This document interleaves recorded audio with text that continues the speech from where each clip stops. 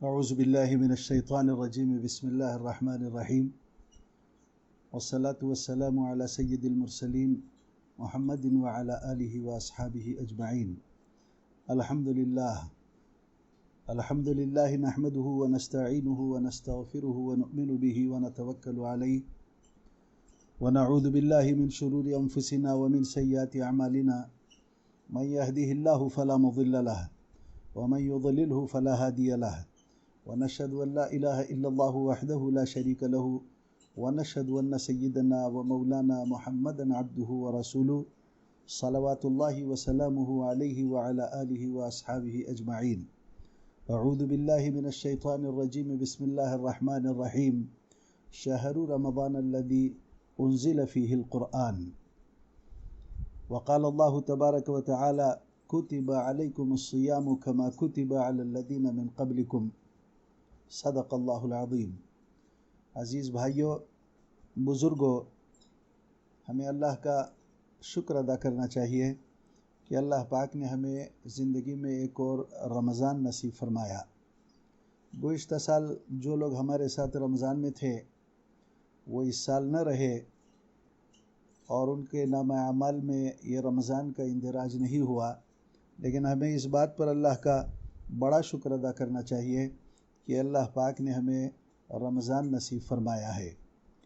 शुक्र एक ऐसी नेमत है कि बंदा अगर शुक्रगुज़ारी करेगा तो अल्लाह पाक उस नेमत में इज़ाफ़ा फरमाते हैं।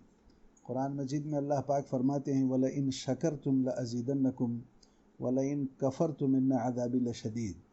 तो हमें अल्लाह का शुक्र अदा करना चाहिए कि अल्लाह पाक ने हमें एक और रमज़ान नसीब फरमाया।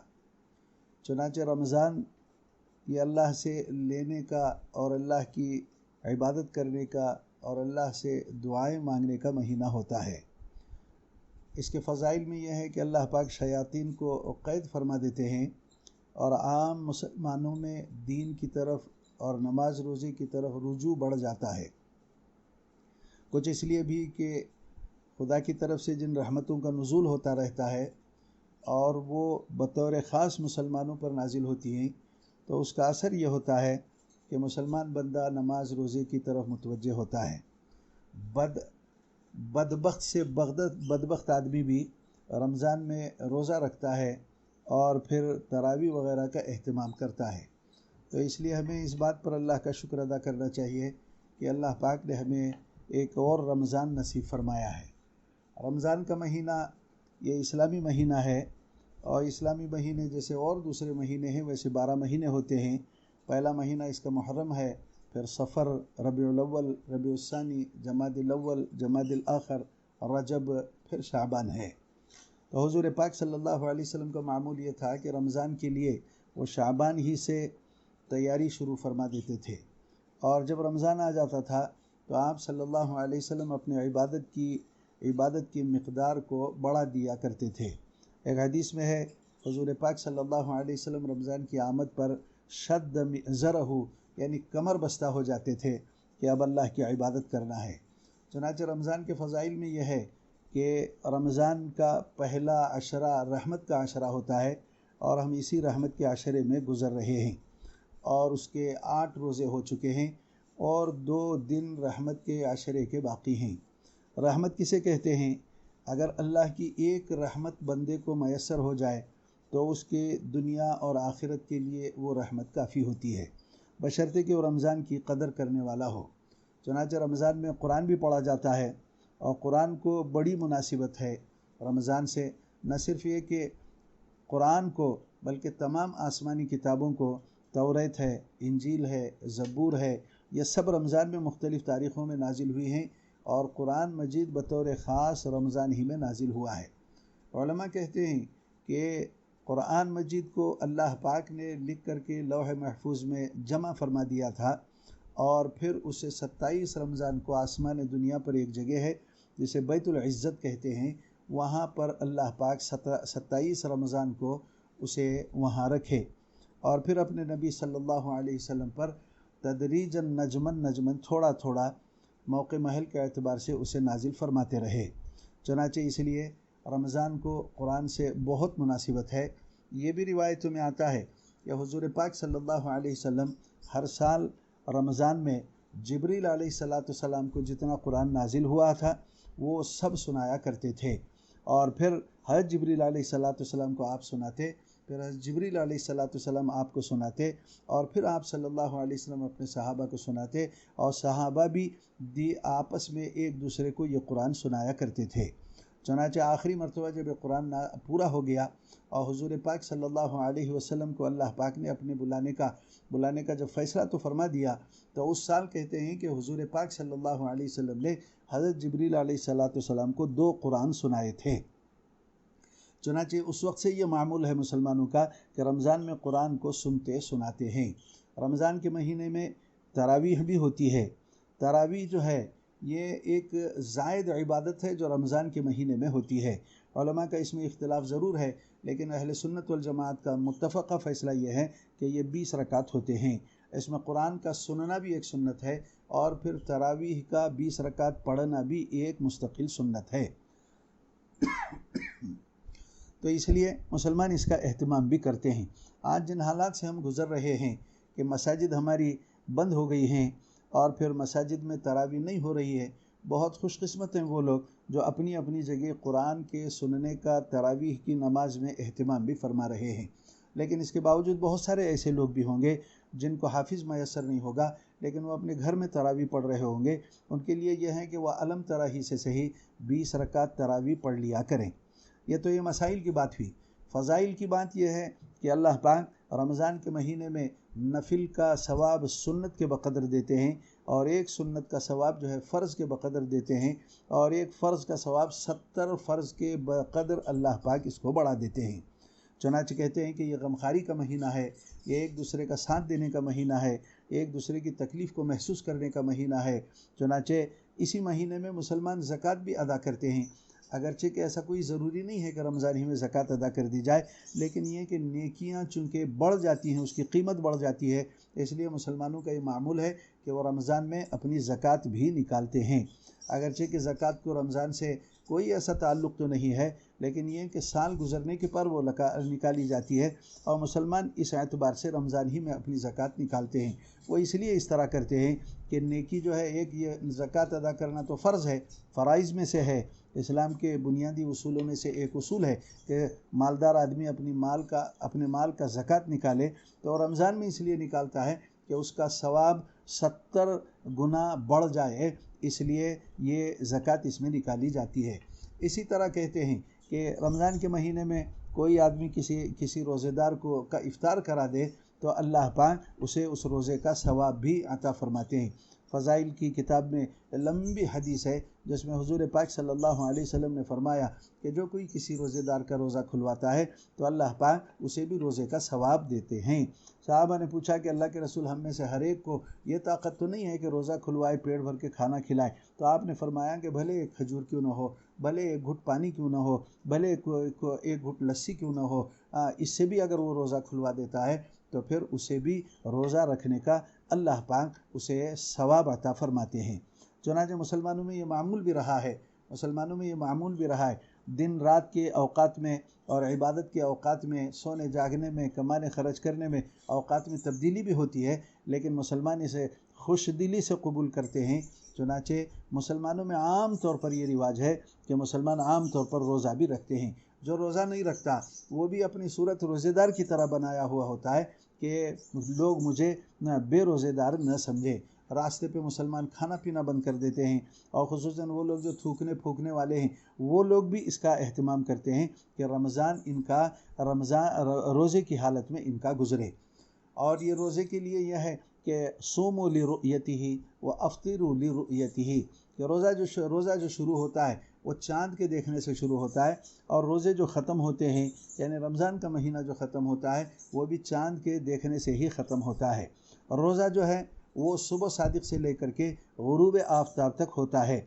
सुबह सादिक से पहले सहरी की जाती है, उसके बाद में रोज़े की नीयत की जाती है, और उसके बाद दिन भर रोज़े के साथ में रहते हैं, और गुरूब आफ्ताब पर ये इफ्तारी कर लेते हैं।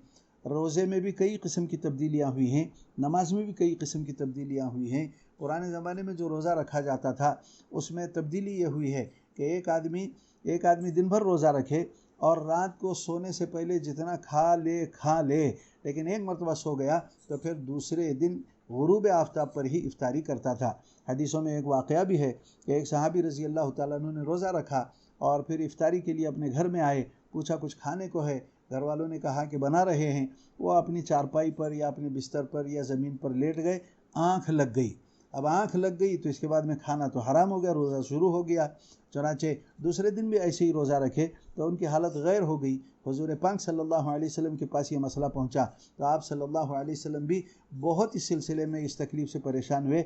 अल्लाह पाक ने ये राहत अता फरमाई और ये कहा कि सुबह सादिक तक तुम खाओ पियो, लेकिन सुबह सादिक के बाद में फिर तुम्हारा रोज़ा शुरू होगा। इसके अलावा भी दूसरी चीज़ें रोज़े में तब्दीली हुई हैं। नमाज में भी इसी तरह इसी किस्म की तब्दीली हुई है। नमाज में एक तब्दीली ये भी हुई है कि लोग जो है नमाज में हल्की फुल्की बात भी कर लिया करते थे कि एक आदमी नमाज में आया और जमात खड़ी हुई थी, उसने अपने बाजू वाले से पूछ लेता था कि कितनी रकातें हुई हैं, तो वो ये कहता था कि 2 रकातें हुई हैं, तो वो 2 रकातें पढ़ करके नमाज में शामिल हो जाया करता था और फिर ये बात करना उस वक्त जायज़ भी था। लेकिन जब अल्लाह पाक ने हुज़ूर पाक सल्लल्लाहु अलैहि वसल्लम पर ये आयत नाजिल फरमाई वक़ूमू लिल्लाहि क़ानितीन, तो फिर नमाज में भी बात करना अल्लाह की तरफ से मना हो गया। इसी तरह ऐसी तब्दीलियाँ हुई हैं और फिर अल्लाह पाक ने अपने नबी के ज़रिए से हम तक ये बात पहुँचाई है। अलगरज़ ये है कि रमज़ान का महीना ये बरकत वाला महीना है, रमज़ान का महीना ये रहमत वाला महीना है, रमज़ान दुआओं के मांगने का महीना है। कहते हैं कि अल्लाह पाक हर रोज़ रमज़ान के हर रोज़ कई हज़ार, बाज़ रिवायतों में हज़ारों की तादाद भी आती है, ऐसे लोगों को जन्नत से जहन्नम से आज़ाद फरमाते हैं जिनके ऊपर जहन्नम वाजिब हो गई थी। इसका मतलब ये नहीं कि सिर्फ मरे हुए लोग हैं, बल्कि ज़िंदों में भी ऐसे लोग होंगे जो अपनी बदअमाली की वजह से जहन्नम अपने ऊपर वाजिब किए होंगे। अल्लाह पाक इनको भी जहन्नम से खलासी अता फरमा देते हैं। ये भी रिवायतों में आता है कि किसी का इंतकाल अगर रमज़ान में हो जाए कि एक रिवायत के मुताबिक यह है कि अल्लाह पाक उसे उसका हिसाब किताब माफ़ फरमा देते हैं और एक रिवायत में यह है कि रमज़ान तक उसके हिसाब किताब को और क़ब्र के अज़ाब को अल्लाह पाक मौक़ूफ़ फरमा देते हैं। रमज़ान के फ़ज़ाइल में यह भी है कि अल्लाह पाक शयातीन को क़ैद फरमा देते हैं, शयातीन क़ैद हो जाते हैं। आम दिनों में शयातीन जिस तरह इंसानों को बहकाते हैं, रमज़ान में ऐसा बहका नहीं सकेंगे। लेकिन यह है कि कभी कभी हम देखते भी हैं कि बावजूद इसके कि शयातीन क़ैद हो गए हैं, लोग जो है अपनी बुराइयों में लगे हुए हैं और फिर अल्लाह की नाफरमानी में लगे हुए हैं। तो शयातीन के क़ैद होने का क्या मतलब है? इसका जवाब मुहद्दिसीन मुख्तलिफ़ अंदाज से देते हैं। एक जवाब तो उसका यह है कि बड़े बड़े शयातीन तो कैद हो जाते हैं, लेकिन छोटे छोटे शयातीन शतुंगड़े जिनको कहते हैं वो आज़ाद रहते हैं, वो अपना काम करते रहते हैं। हज़रत मौलाना यूसुफ़ रहमतुल्लाह अलैह ने इसकी बेहतरीन तावील फरमाई है। जैसे कहते हैं कि पंखा आपके घर में बंद था और आपने बटन ऑन किया, बटन ऑन करते ही ये पंखा चलने लग गया और पूरी रफ्तार से ये पंखा चलता रहा। लेकिन अगर आपने बंद कर दिया है तो फ़ौरन वो पंखा जिस तरह बटन मारते ही चालू हो गया, इसी तरह बटन बंद करते ही बंद नहीं होता। थोड़ी देर के बाद में पहले उसकी रफ्तार कम होती है, फिर आहिस्ता आहिस्ता रुक जाता है। तो कहते हैं कि 11 महीने शयातीन ने जो इंसानों को बहकाया है, उस बहकावे के असर की वजह से वो रमज़ान में भी कुछ न कुछ ऐसी छोटी मोटी गलतियाँ करते रहते हैं। इसलिए कि जिस शिद्दत से 11 महीने इनको घुमाया गया है, जिस शिद्दत से इनको बहकाया गया है और जिस शिद्दत से इनको अल्लाह से दूर किया गया है, वो शिद्दत आहिस्ता आहिस्ता कम हो जाती है। तो ये पहला आशरा चल रहा है। पहला आशरा ये रहमत का आशरा होता है। तो इसलिए रमज़ान के महीने को कुरान की तिलावत से बड़ी मुनासिबत है। हमारे बुज़ुर्गान दीन के रमज़ान गुजारने के वाक़यात भी हैं। हमने हज़रत मौलाना इनामुल हसन साहब रहमतुल्लाहि अलैह को देखा है कि रमज़ान में वो ख़त व किताबत बंद कर देते थे, साल भर रोज़ाना ख़ुतूत के जवाब देते थे, लेकिन रमज़ान में ख़त व किताबत और मुरासलत बंद हो जाया करती थी और फिर तिलावत कलाम पाक और फिर दीन की दावत के काम में हमतन मशगूल हो जाया करते थे। इसी तरह और दूसरे अल्लाह वालों के भी मामलात हैं। हज़रत मौलाना रशीद अहमद गंगोही साहब के खानक़ाह के मामलात हैं, हज़रत थानवी रहमतुल्लाह अलैह के खानक़ाह के मामलात हैं और दूसरे अल्लाह वालों के मामलात हैं। ये तो उन बड़े लोगों की बात है जिन्होंने अपनी पूरी ज़िंदगी ही इबादत के साथ में गुजार दी है। हमने कारी मोहम्मद तैयब साहब रहमतुल्लाह अलैह को भी देखा है कि उनका रमज़ान बड़ा शानदार हुआ करता था और बड़ी इबादत हुआ करती थी। हमने मौलाना अबुल हसन अली नदवी रहमतुल्लाह अलैह के रमज़ान को भी देखा है कि बहुत ज़्यादा कुरान की तिलावत की तरफ मुतवज्जे रहा करते थे। आज भी मुसलमानों में ये मामूल रहा है कि रमज़ान में वो कुरान की तिलावत का एहतमाम करते हैं। अगरचे कि किसी को अरबी अगर न आती हो, तर्जुमा समझने पर कादिर न हो, फिर भी कोई हरज नहीं है। वो अगर इसी तरह तिलावत करता रहे तो उस तिलावत का सवाब तो ज़रूर मिलता है। हदीस में आता है कि जो आदमी कुरान का एक हर्फ पढ़ता है, हदीस में हुजूर पाक सल्लल्लाहु अलैहि वसल्लम के अल्फाज हैं, मन क़रअ हर्फम मिन किताबिल्लाहि फलहु हसना, जो अल्लाह के कलाम का एक हर्फ पढ़ता है तो उसे 10 नेकियां, उसे एक नेकी मिलती है। फिर आप सल्लल्लाहु अलैहि वसल्लम ने फरमाया कि ला अक़ुलु अलिफ लाम मिम हर्फुन वलाकिन अलिफुन हर्फुन व लामुन हर्फुन व मीमुन हर्फुन। फिर आपने फरमाया कि मैं ये नहीं कहता कि अलिफ लाम मिम पूरा एक हर्फ है, बल्कि अलिफ एक हर्फ है, लाम एक हर्फ है, मीम एक हर्फ है। यानी ये कि कुरान का एक हर्फ अगर कोई आदमी पढ़ता है या एक कलिमा अगर पढ़ता है, जैसे अलिफ लाम मीम ही, उसे 30 नेकियां मिलती हैं। तो आप अंदाज़ा करो कि जो लोग रोज़ाना 1 पारा 2 पारा कुरान पढ़ने का अहतमाम करते हैं, बाज़ लोगों का तो मामूल है 5-5 पारे देख करके कुरान पढ़ते हैं।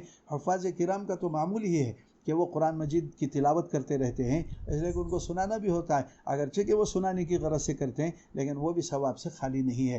तो इसलिए कहते हैं कि रमज़ान के महीने में कुरान की तिलावत बरकत का ज़रिया होती है।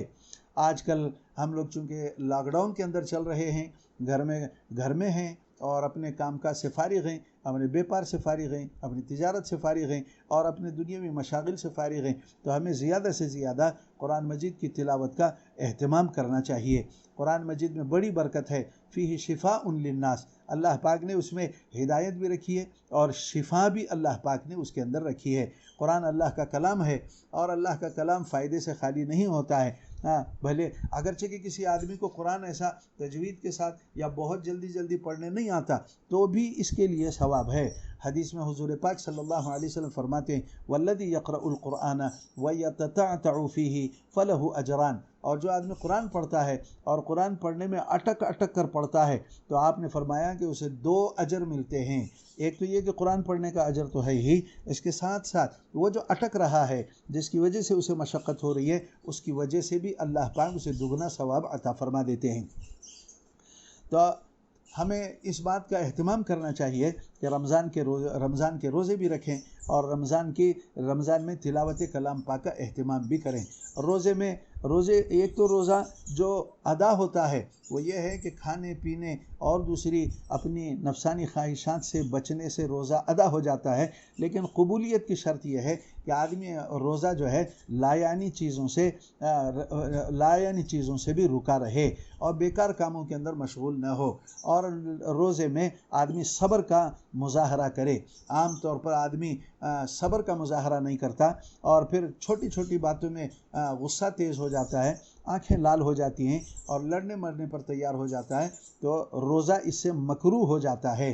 रोज़ा अगरचे कि आधा हो जाएगा, लेकिन यह कि उसके सवाब में कमी हो जाती है। और अगर एक रोज़ा भी अल्लाह पाक कबूल कर ले और अल्लाह के बारगाह में हमारा ये रमज़ान कबूल हो जाए, तो यकीन मानो कि हमारी आखिरत बन जाएगी। चुनांचे बुज़ुर्गान दीन ने अपने मामूलात में ये लिखा है कि रमज़ान में वो लोगों से ज़्यादा मिलते भी नहीं थे, लोगों से ज़्यादा गुफ्तगू भी नहीं करते थे, लोगों से ज़्यादा मेल जोल भी नहीं रखते थे। वो अपना वक्त ज़्यादातर अल्लाह अल्लाह करने में गुजारते थे।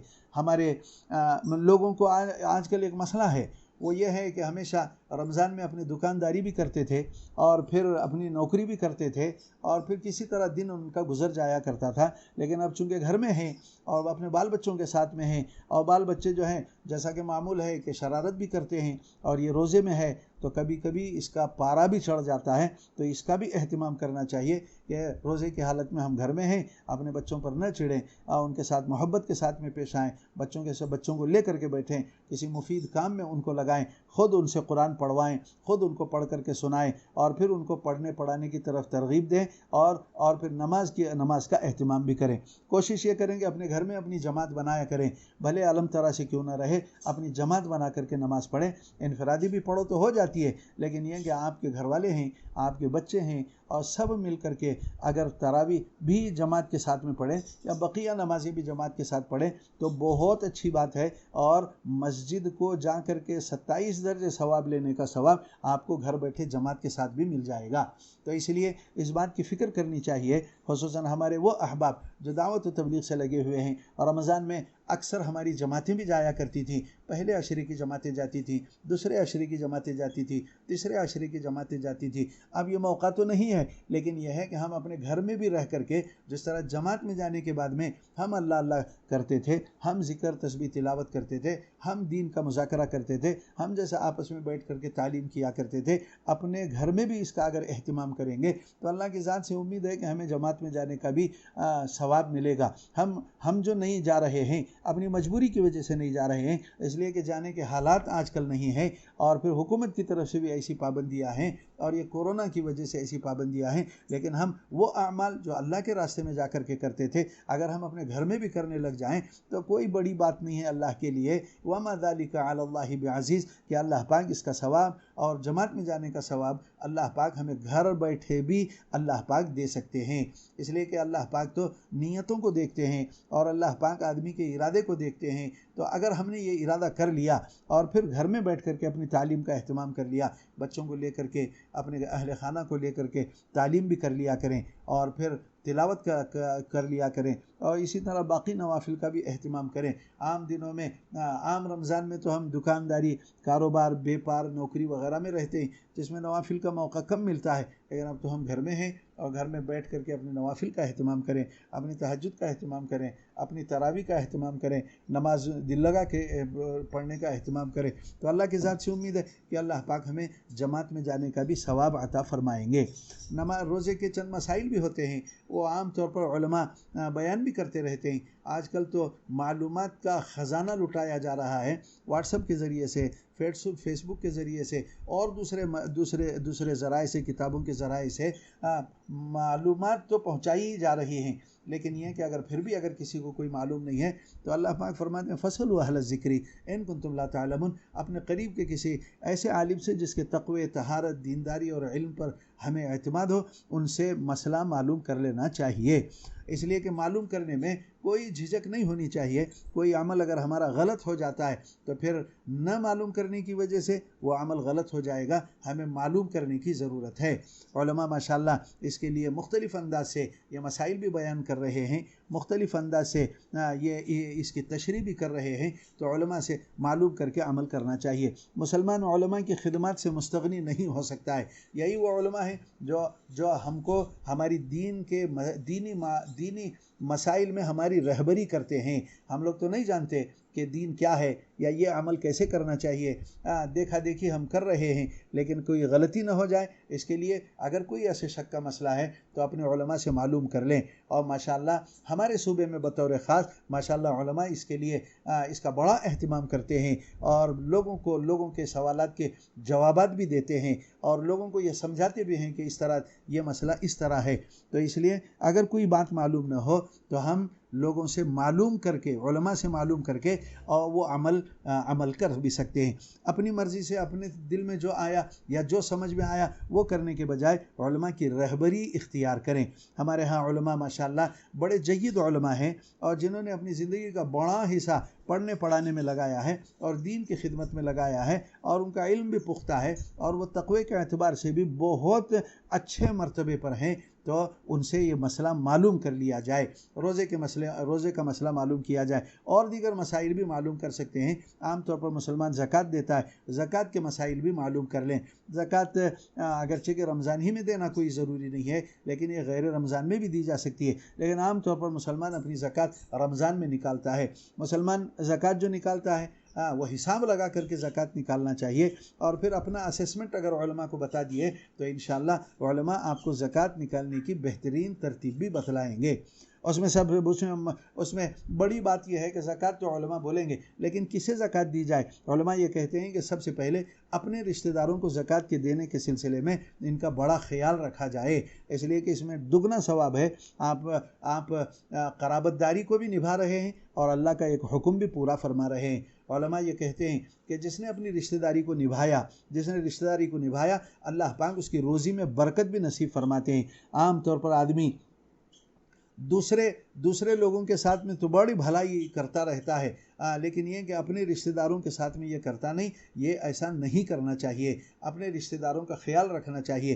कभी कभी ऐसा भी होता है कि वो रिश्तेदार है और वो हमारे हाथ से ज़कात लेने से शर्माता है, तो किसी दूसरे रास्ते से भी, किसी दूसरे वसीले से भी अगर हम अपने रिश्तेदार तक अपनी ज़कात की रकम अगर पहुंचा दिए तो इंशाअल्लाह अल्लाह पाक उसका सवाब भी अता फरमाते हैं।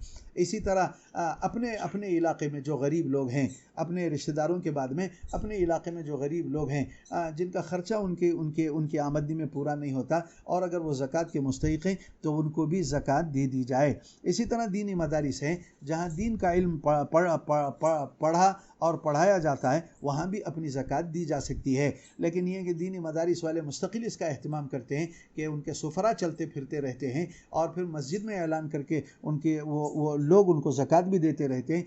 बच जो जाते हैं अपने इलाके के गुरबा बच जाते हैं, उनका ज़रूर ख्याल रखना चाहिए। इसीलिए उलमा ये कहते हैं कि अपनी ज़कात को इस तरह कुछ बाँटें कि 60% अपने रिश्तेदारों और अपने अतराफ़ के लोगों में दे और 40% जो ज़कात आपकी रह जाती है उसमें आप किसी दीनी मदरसे कोई इज्तिमाई बैतुल माल है उसमें भी आप अपनी ज़कात जमा करा सकते हैं। बाकी यह है कि किसी एक को भी अगर आपने पूरी ज़कात दी तो अदा हो जाती है और फिर एक एक रुपया करके लोगों में तकसीम किया तो भी ज़कात अदा हो जाती है। लेकिन उलमा ये कहते हैं कि दीनी मदारिस का भी ख्याल रखना चाहिए और अपने रिश्तेदारों का भी ख्याल रखना चाहिए और अपने इलाके में जो गरीब लोग हैं उनका भी ख्याल रखना चाहिए। खुसूसन एक ऐसे वक्त में जबकि ये लॉकडाउन चल रहा है, लोग कामकाज से बिल्कुल फारिग हो गए हैं और काम नहीं मिल रहा है, अपने घरों में हैं, उनके बाल बच्चे हैं और फिर उसके अंदर कुछ ऐसे वाइट कॉलर लोग हैं जो लोगों से जा कर के मांग भी नहीं सकते। इनको ढूंढ करके देना चाहिए और अल्लाह का करम यह है कि हमारे सूबे के जमीयत उलमा वालों ने और दीगर तंजीमों ने और दीगर लोगों ने इसका बड़ा ख्याल रखा है और अगर इसका हिसाब लगाया जाए तो बड़ा लंबा चौड़ा हिसाब होगा जो मुसलमान लोग खर्च कर रहे हैं। एक बात इसमें याद रखें कि ज़कात की रकम या ज़कात की जो जिन्स है वो मुसलमान ही को दी जाए और गैर मुस्लिम को ये ज़कात न दी जाए, ज़कात अदा नहीं होगी। लेकिन यह कि ज़कात ही पर क्या मौक़िफ़ है, दूसरी और मद्दे हैं, उसमें से मुसलमान को भी गैर मुस्लिम को भी उसमें कोई मज़हब न देखा जाए, इसलिए कि भूख का कोई मज़हब नहीं होता और फिर इंसान जब मजबूर होता है तो फिर वो भूख की वजह से परेशान होता है। तो किसी का कलेजा अगर ठंडा हो जाए, किसी को खाना अगर मिल जाए तो इंशाअल्लाह अल्लाह पाक हमारी रोज़ी में बरकत नसीब फरमाएंगे। लोगों ने इसका बड़ा अहतमाम भी किया है, हमारे अपने साथी लोग भी बड़ा इसका अहतमाम कर रहे हैं। हमारे साथी लोगों ने ये किया है कि अपने इलाके में जो गरीब लोग हैं, अपने इलाके में जो मोहताज लोग हैं, बिला तफरीक़ मज़हब व मिल्लत, माशाअल्लाह ये एक बहुत बड़ा काम हो रहा है। हुकूमत तो कर ही रही है, हुकूमत वाले तो कर ही रहे हैं, लेकिन ये कि हुकूमत वाले हर जगह हर कोने में नहीं पहुंच सकते, लेकिन ये कि हम अपने मोहल्ले में अपने अतराफ़ का इसका ख्याल भी रखें। तो अलगरज ये है कि रमज़ान का महीना है और रमज़ान का महीना गमखारी का महीना है, रमज़ान का महीना सब्र का महीना है, रमज़ान का महीना दुआओं का महीना है, रमज़ान का महीना अल्लाह की रहमत को बटोरने का, समेटने का महीना है और फिर इसमें अल्लाह से दुआ भी मांगी जाती है और जो दुआ रमज़ान में मांगी जाती है अल्लाह पाक उसे कबूल फरमाते हैं। रमज़ान का रोज़े का बदला, नमाज का बदला अल्लाह पाक ने बतला दिया कि नमाज का बदला ये है और फिर हर अमल का बदला तो अल्लाह पाक ने बतला दिया है। लेकिन रोज़े के बारे में ये कहते हैं व अना उज्ज़ा बिही, मैं और फिर एक रिवायत है व अना अज्ज़ी बिही, मैं उसका बदला दूंगा। अब जब अल्लाह देने पर आएंगे तो कितना देंगे आदमी तसव्वुर नहीं कर सकता है। एक रिवायत में यह है कि वो उज्ज़ा बिही भी है, यानी मैं ही उसके बदले में उसके पास चला जाऊंगा। अब जब अल्लाह ही हमारा हो जाएगा तो जो कुछ अल्लाह के पास है वो सब हमारा हो जाएगा। तो रिवायतें दोनों तरह की हैं, अज्ज़ी बिही और उज्ज़ा बिही भी है। तो इसलिए दुआओं का बड़ा अहतमाम करना चाहिए। आज मिल्लत इस्लामिया एक सख्त दौर से गुज़र रही है, और ऐसा सख्त दौर है कि आज मुसलमान परेशान है और सारी दुनिया के मुसलमान परेशान है। और जाहिर बात है कि ये सब जो है ये हमारी अपनी बदअमली का नतीजा है। आज हमारी मस्जिदें, गैर दिनों में मस्जिदें उतनी आबाद नहीं रहती हैं जितनी होनी चाहिए। मुसलमानों में नमाजियों का औसत कम हो गया है। किसी ज़माने में मुसलमान कुछ भी हो सकता था लेकिन बेनमाजी नहीं हो सकता था, लेकिन अब मुसलमानों का एक बड़ा तबका ऐसा है जो नमाज से दूर है। मुसलमानों का एक बड़ा तबका है जो शाइर इस्लाम से नावाकिफ़ है और उसे मालूम ही नहीं है, जिसकी वजह से अल्लाह पाक को हम नाराज़ कर बैठे हैं और अल्लाह पाक का ये गज़ब नाजिल हुआ है। तो ये इसलिए इस बात की फ़िक्र करनी चाहिए कि अल्लाह से हम दुआ मांगें। लोगों ने हुज़ूर पाक सल्लल्लाहु अलैहि वसल्लम से जब मक्के में बहुत ज़्यादा सख्ती होने लग गई और मुसलमानों का जीना मुश्किल हो गया तो सहाबा ने हुज़ूर पाक सल्लल्लाहु अलैहि वसल्लम से पूछा कि अल्लाह के रसूल क्या दुआ मांगनी चाहिए।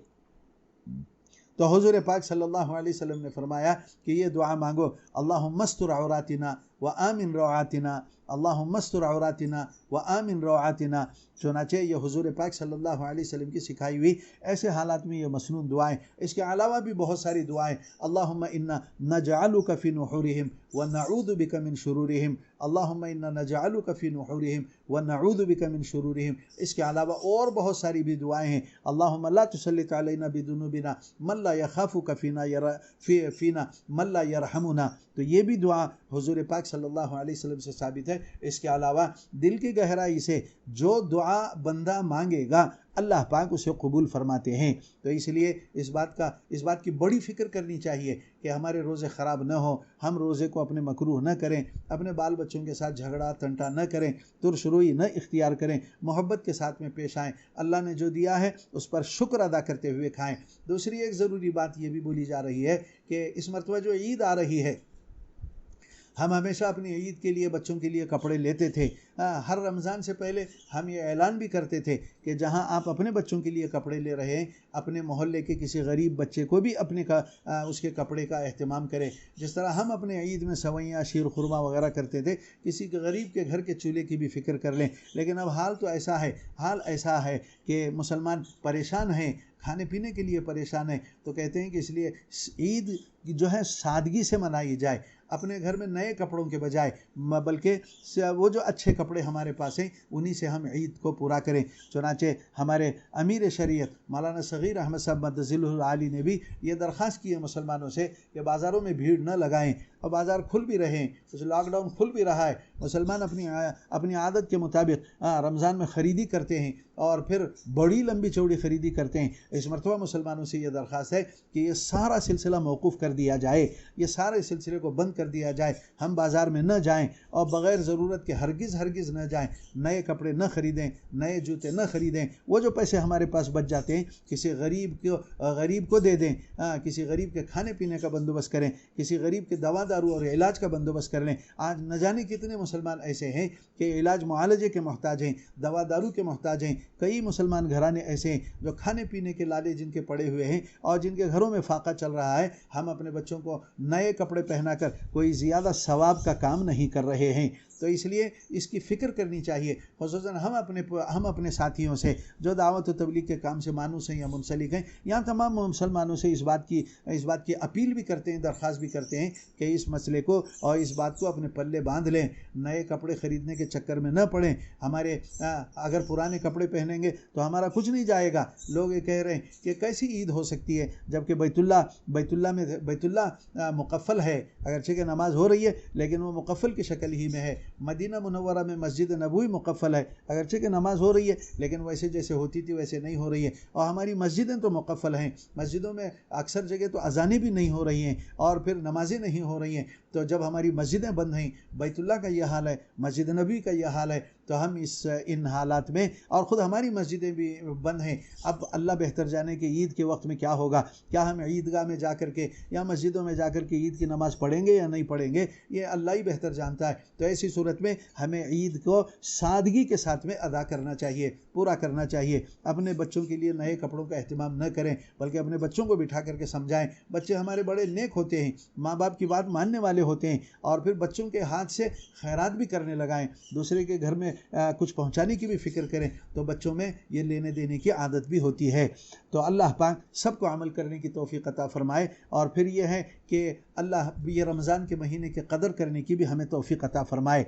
रमज़ान का महीना बरकत वाला महीना है। रमज़ान के महीने में हम लोग गश्त किया करते थे, रमज़ान के महीने में हम अल्लाह के रास्ते में जाया करते थे, तरावी के बाद में बैठ करके अल्लाह रसूल की बात सुनते थे। बाज़ जगह तो मसाइल का मुज़ाकरा होता था, बाज़ जगह फ़ज़ाइल का मुज़ाकरा होता था, बाज़ जगह तफासिर होती थी। आज भी वो हो रहा है, कहीं व्हाट्सएप के ज़रिए से, कहीं फेसबुक के ज़रिए से हो रहा है। तो इसको सुने, इसका एहतमाम करें। और अगर कोई आदमी आलिम आदमी है तो ख़ुद ही अपने घर में बैठ करके अपने अहल खाना को लेकर के तरावीह के बाद में या कोई मुनासिब मौके पर बैठ करके कुरान की तिलावत करें, इज्तिमाई तौर पर दुआ मांगे, अपने घर में बैठ करके दुआ मांगे। दावत व तबलीग के भाइयों को से तो बहुत आजिज़ाना इल्तिमास है कि अपने बाल बच्चों, अपने घर बार की फ़िक्र करें। साल भर तो हम दुनिया वालों की फ़िक्र करते हैं और दूसरे मुसलमानों की फ़िक्र करते हैं, अगरचे कि अपने बाल बच्चों की भी फ़िक्र करते हैं, लेकिन वैसी जैसे बाहर वालों की फ़िक्र करते हैं वैसी घर वालों की फ़िक्र नहीं होती है। इसीलिए शिकायतें भी आती हैं कि तबलीग वालों के बच्चे दीन से दूर होते चले जा रहे हैं। तो आज हमें ये मौका है कि हम अपने बच्चों को लेकर के बैठें। जो बयान हम घंटा घंटा लोगों के सामने किया करते थे, अपनी औलाद के सामने करें, अपने अहल खाना के सामने करें। और फिर इज्तिमाई दुआ करें। वो इज्तिमाई दुआ हम 10-10 मिनट की, 15-15 मिनट की मजमे में रो रो करके किया करते थे और मजमे को रुला रुला करके दुआ करते थे। ये दुआओं का एहतमाम अपने घर में भी करना चाहिए। तो अल्लाह पाक मुझे भी तौफ़ीक़ अता फ़रमाए, आपको भी तौफ़ीक़ अता फ़रमाए और उम्मत के हर फ़र्द को इसकी तौफ़ीक़ अता फ़रमाए। चुनांचे ये मुसीबत है, ये कोरोना अल्लाह का अज़ाब है। वमा यअलमु जुनूद रब्बिका इल्ला हु, अल्लाह के लश्कर को तो अल्लाह ही बेहतर जानते हैं। चुनांचे एक ऐसा सिपाही अल्लाह का जो देखने में भी न आए और खुर्दबीन से भी बड़ी मुश्किल से नज़र आए, अल्लाह पाक ने अपने एक हकीर सिपाही के ज़रिए से पूरी दुनिया की टेक्नोलॉजी को बेबस कर दिया। दुनिया के बड़े बड़े ममालिक जो दावा करते थे कि हम सुपर पावर हैं, आज घुटने के बल बैठने पर मजबूर हो गए हैं। तो ये अल्लाह अपनी कुदरत दिखा रहे हैं। अल्लाह पाक हमें अपने गुनाहों की माफ़ी मांगने की तौफ़ीक़ अता फ़रमाए। मा यफ़अलुल्लाहु बिअज़ाबिकुम इन शकरतुम व आमनतुम, कहते हैं कि अल्लाह को क्या मिलने वाला है तुमको अज़ाब में मुब्तला करके। अल्लाह को इससे कोई फ़ायदा नहीं है, लेकिन यह कि हम शुक्रगुज़ार नहीं हैं, हम ईमान पर जमे हुए नहीं हैं, जिसकी वजह से ये सब हो रहा है। अल्लाह इसकी मुझे भी तौफ़ीक़ अता फ़रमाए, आपको भी तौफ़ीक़ अता फ़रमाए, उम्मत के हर फ़र्द को इसकी तौफ़ीक़ अता फ़रमाए। ये न हो कि हम हंसी मजाक के अंदर रमज़ान भी गुजर जाए, ये न हो कि सोते खाते पीते रमज़ान गुजर जाए, बल्कि ये रमज़ान हमारे लिए इस वबा से नजात पाने का भी ज़रिया बने। उम्मत परेशान है, इंसानियत परेशान है, बच्चे परेशान हैं, जवान परेशान है, बूढ़े परेशान हैं, और फिर इसकी वजह से एक खलाइक मुसीबत में मुब्तला है। और फिर ये मुसीबत जो दूर होगी वो अल्लाह के दूर करने से ही दूर होगी, किसी दवा से ये दूर नहीं होगी, किसी टेक्नोलॉजी से दूर नहीं होगी, बल्कि ये दुआओं से और अल्लाह के चाहने पर ही ये मुसीबत भी हमसे, हमारे सर से टल जाएगी। तो इसलिए हम अल्लाह से अपने गुनाहों की माफ़ी मांगें कि हमने अल्लाह दीदा दानिस्ता हमने गुनाह किए, हमने कबाइर का इर्तिकाब किया, हमसे सगाइर तो इतने हुए कि उसका हिसाब ही नहीं है। तो हम अपने गुनाहों की माफ़ी मांगें। अल्लाह पाक फरमाते हैं अदऊनी अस्तजिब लकुम, मुझे पुकारो मैं तुम्हारी दुआओं का, मैं तुम्हारी पुकार का जवाब देने के लिए तैयार हूँ। हुज़ूर पाक सल्लल्लाहु अलैहि वसल्लम फरमाते हैं कि सारी इंसानियत यानी आदम अलैहिस्सलाम से लेकर के आखिरी इंसान तक सब एक मैदान में जमा हो जाए और हर एक की ज़बान अलग हो और हर एक का मांगना भी अलग हो। तो कहते हैं कि मैं हर एक की ज़बान भी समझता हूँ और हर एक की दुआ को कबूल करके उसकी ज़रूर उसे वो जो मांगा है वो दूंगा। तो मेरे ख़जाने में सुई के नाके के बराबर भी कमी होने वाली नहीं है। तो अल्लाह के ख़जाने तो बेपनाह हैं, लेकिन यह कि हमें लेने की ज़रूरत है। और अल्लाह से जो लिया जाता है वो ज़ोरी से नहीं लिया जाता, बल्कि ज़ारी से, आजिज़ी से, अपने गुनाहों की माफ़ी करके अल्लाह से लिया जाता है। अलगरज़ ये कि रमज़ान का महीना है और रमज़ान का महीना हम आफ़ियत और खैरियत और अल्लाह अल्लाह करते हुए गुजारने की फ़िक्र भी फरमाएँ। ज़रूरतन अगर किसी को बाहर निकलने की ज़रूरत हो तो बक़द्र ज़रूरत बाहर भी जाए, कोई हरज नहीं है। लेकिन यह है कि ऐसा न हो कि हम घूमने घामने के लिए जाएं और फिर किसी और बला में शरीक हो जाएं। अपने जवान बच्चों को भी इसकी तरगीब दें। आम तौर पर तरावी के बाद में हमारे जवान बच्चे गाड़ी लेकर के फर्राटे भरते हुए रास्तों पर फिरते रहते हैं। अपने बच्चों को इससे रोकें। कुछ नहीं कर सकते तो तरावी पढ़ कर के घर में सो जाएं, जाएं। लेकिन ये है कि इस तरह की बेहूदगी करने से मुसलमान बदनाम भी होते हैं और मुसलमानों के ऊपर ये इल्ज़ाम भी आता है। तो मुसलमानों को बदनाम न करें। हम किसी एक आदमी का अमल पूरी मुसलमान कौम को ये बदनाम करने का ज़रिया भी बन जाता है। तो अल्लाह पाक से दुआ है कि अल्लाह पाक हम सबको अमल करने की तौफीक अता फरमाए। व आखिरु दावाना अनिल हम्दुलिल्लाहि रब्बिल आलमीन।